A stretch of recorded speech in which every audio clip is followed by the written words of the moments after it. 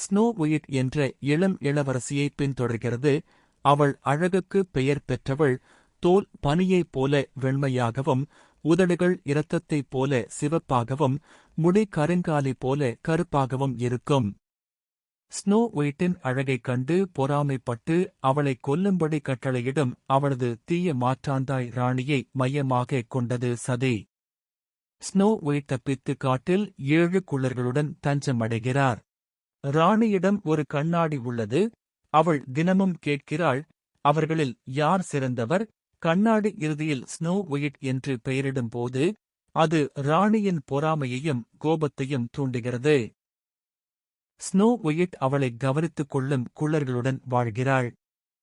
ராணியின் திட்டங்களிலிருந்து அவளை பாதுகாப்பதில் அவை முக்கிய பங்கு வகிக்கின்றன.